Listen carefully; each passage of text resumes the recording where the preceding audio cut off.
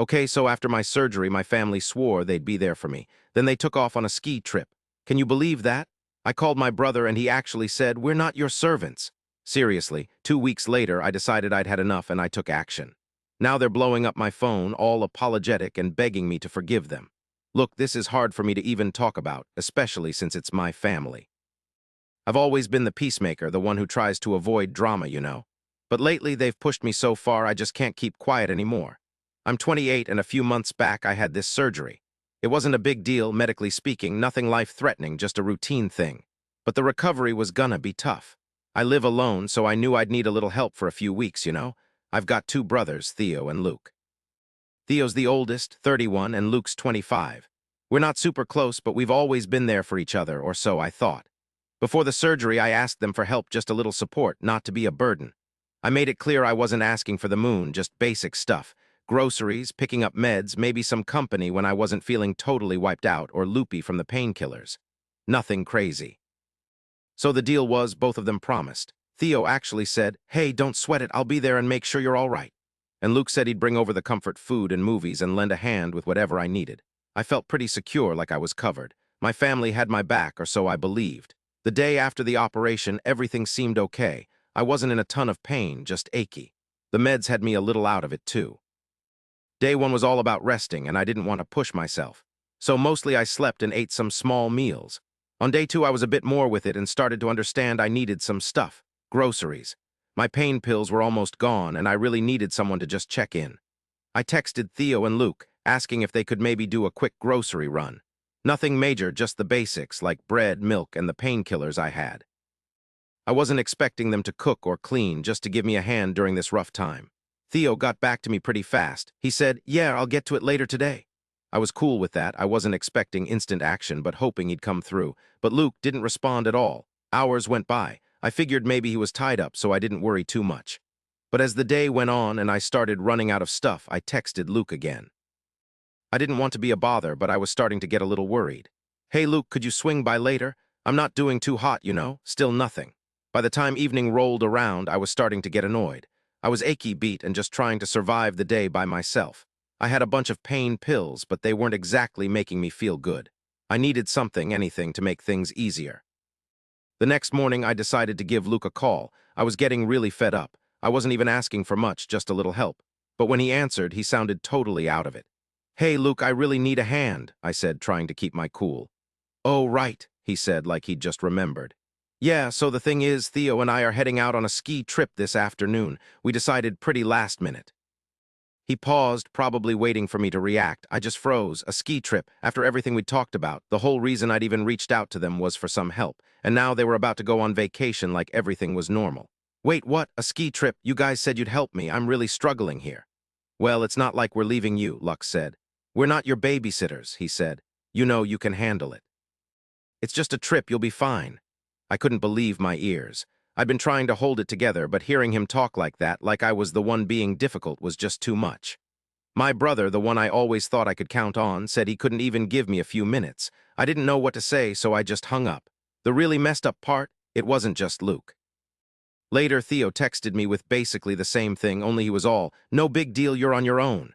It read, "Hey, hope you're good. Just wanted to let you know we're leaving for the trip tomorrow. We'll chat when we get back." That was it. No sorry, no how can I help. They'd both ditched me, left me high and dry. I was beyond pissed, but I was also heartbroken. I never asked much from my family, but this felt like a real kick in the teeth.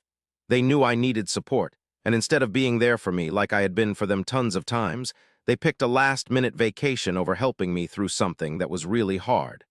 I spent the next few days just trying to survive, but every time I thought about what they did, it just made me angrier. I tried to let it go for a bit, telling myself I was overreacting, but I couldn't just forget about it. My brothers had seriously messed up. When they got back from their trip 2 weeks later, I knew things couldn't go back to how they were. I wasn't just going to pretend it never happened. When Theo texted, asking if I needed anything, I didn't reply right away.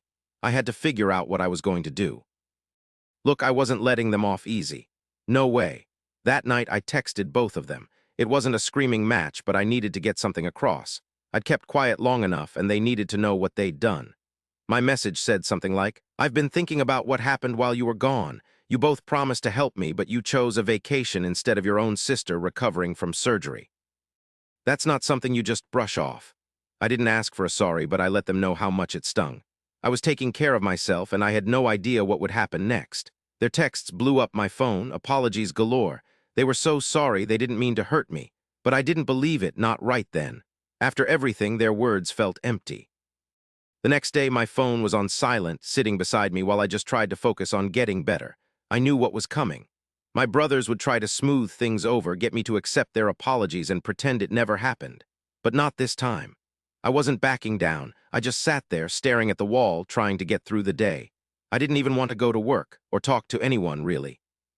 I just needed to be alone and figure things out. My phone wouldn't stop buzzing. Theo and Luke were blowing up my phone. Theo's first text was just, "Hey," real short. Then, "I know you're mad. We didn't mean to hurt you. Can we talk later?" I just stared at the screen. The longer I looked at it, the madder I got. Seriously, was that supposed to fix things? Did he think a quick sorry would make everything okay? Then Luke texted, "I'm so sorry I messed up. I've been thinking about how I could have helped, but the trip really threw us off. I get it if you're pissed." It all sounded so fake, like they were just going through the motions. Sure, they were sorry now, but where was that sorry when I actually needed them?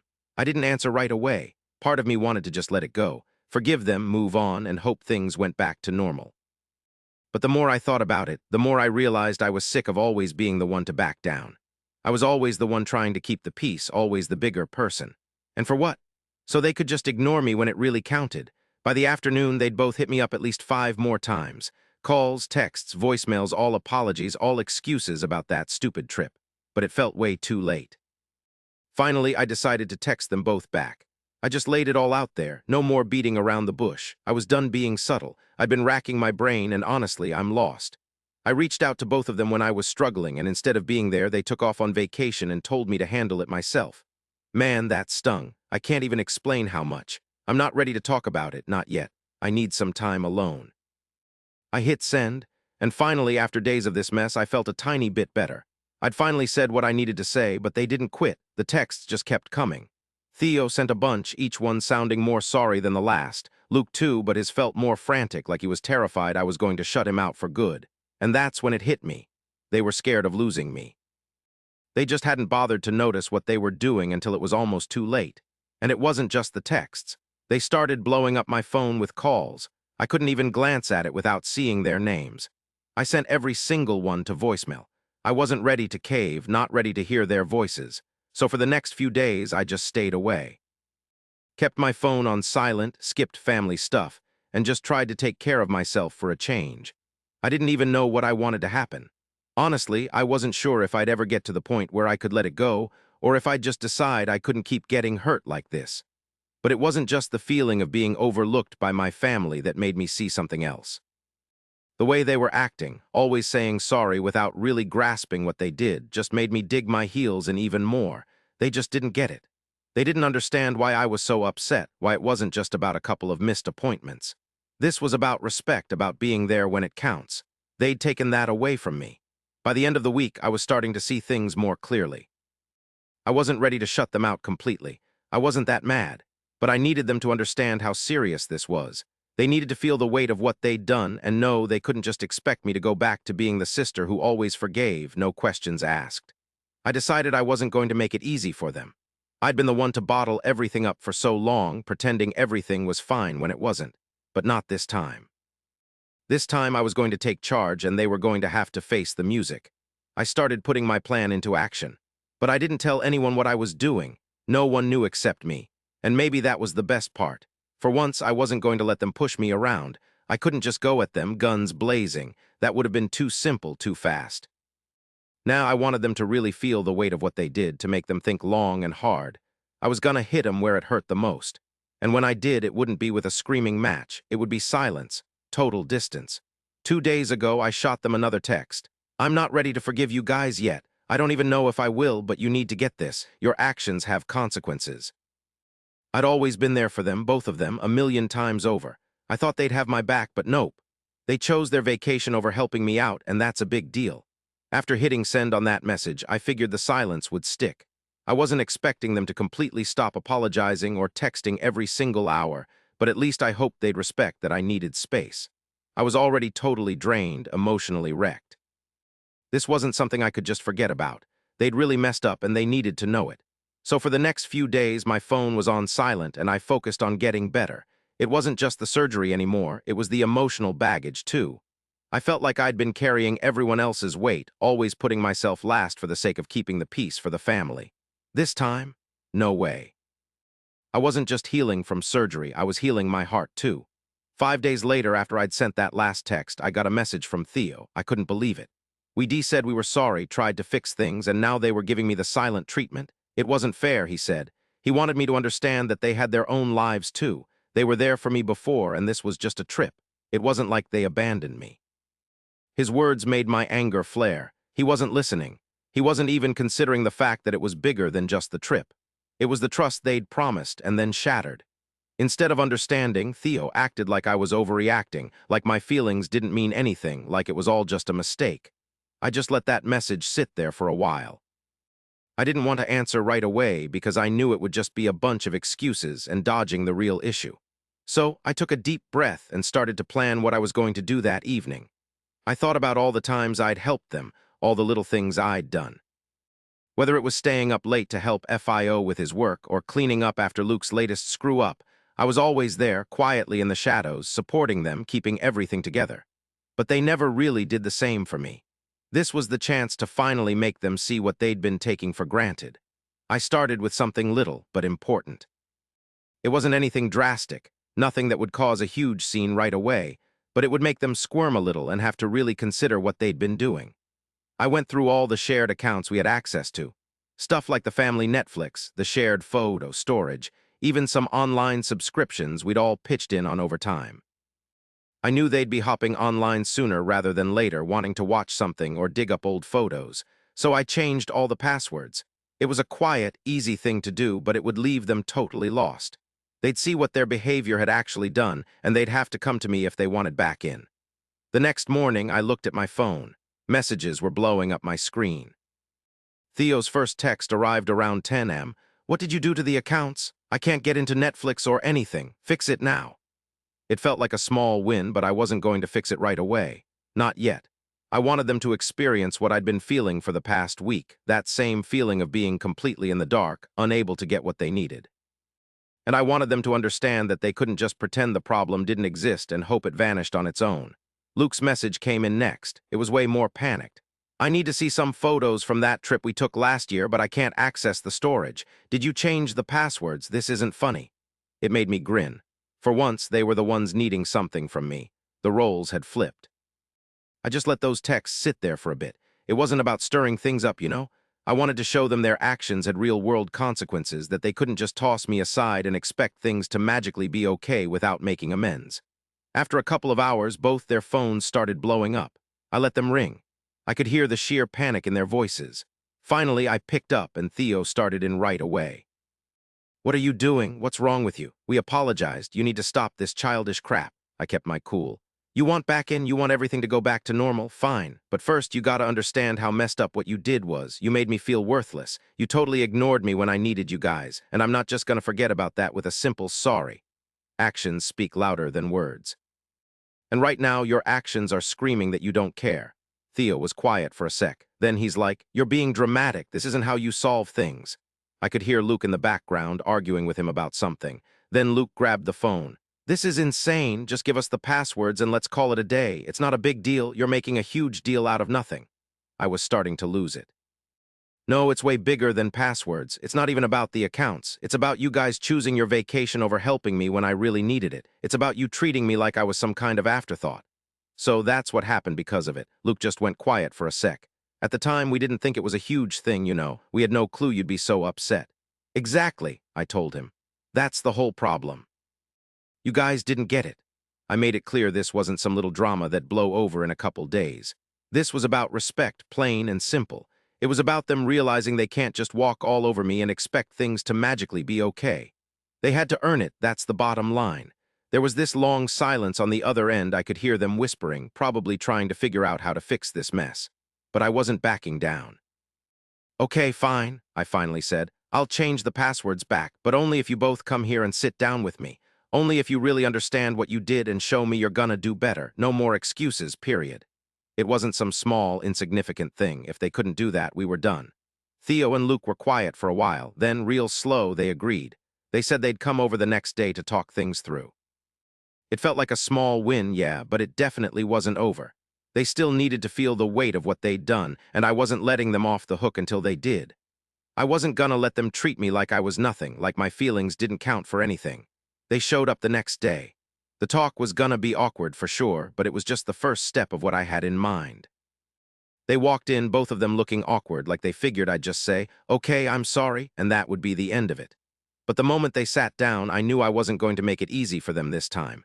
It wasn't about getting what I wanted. It was about showing them that I wouldn't put up with their crap anymore. Theo started talking, his voice tight. "Look, we screwed up, we're sorry, but we didn't mean to hurt you.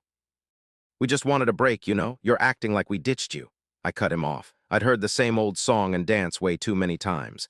"No, Theo, it wasn't just the trip. It was you telling me I could handle it on my own. I asked for help and you picked your vacation over me." That was the part that stung. Luke jumped in, trying to smooth things over. "We didn't think it was that big of a deal. We figured you'd be okay. You're always the strong one, you know?" I almost laughed. That's what they always said. "You're always the strong one."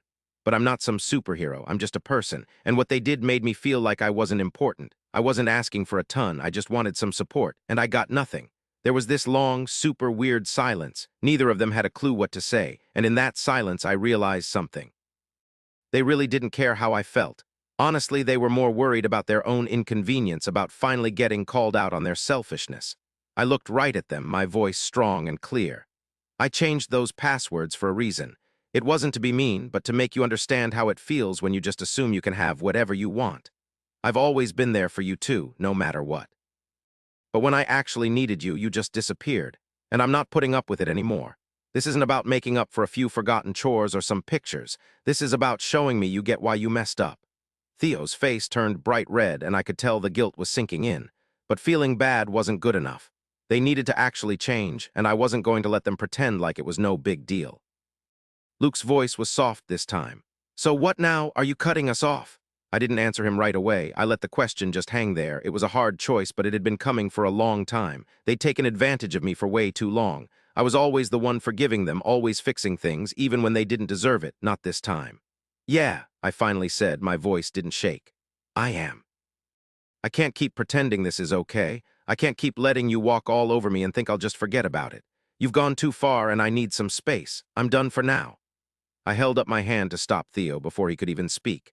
"There's no just saying I'm sorry and making this all disappear. You've pulled this before and I've always let it slide. But I'm absolutely done being your emotional punching bag. You've had your opportunities and I'm finished." Luke's face got tight. "So that's it? You're really gonna ditch us over a little trip?" I felt my own strength building up. "It's not about the trip at all. It's about the respect thing, and you haven't shown me any. You've taken me for granted, and I'm not playing along with that anymore. You're my brothers, but I can't keep dealing with this kind of treatment." They just sat there, silent for a minute, totally shocked. It was obvious neither of them thought I'd actually go through with it. They thought I'd fold like I always did, but that wasn't me anymore. I'd changed, and I wasn't gonna let them call the shots in my life. Finally, Theo spoke, his voice icy. "All right. If that's how you feel, then whatever. But don't come crawling back when you figure out you've gone too far." I didn't say a word. I didn't have to. Everything I needed to say was said. They left pretty soon after that, and when the door shut behind them, I felt this huge wave of relief wash over me. It wasn't easy doing what I did. Cutting them off wasn't simple, especially after everything we'd shared. But I knew deep down it was the right call. I had to take charge of my life, you know? I couldn't let them keep walking all over me like I was nothing. Things were weird after that. The house felt so quiet, almost empty, but strangely peaceful. It was a relief not constantly waiting for a text or a call, not wondering when they'd pop up wanting something. For the first time in ages, I wasn't weighed down by their demands. Theo and Luke kept texting and calling, but I just ignored them. I knew they were trying to get to me, hoping I'd give in. But this time, I was tougher than that. It wasn't about getting even. It was about setting limits. I'd drawn a line in the sand, and I wasn't letting them cross it anymore.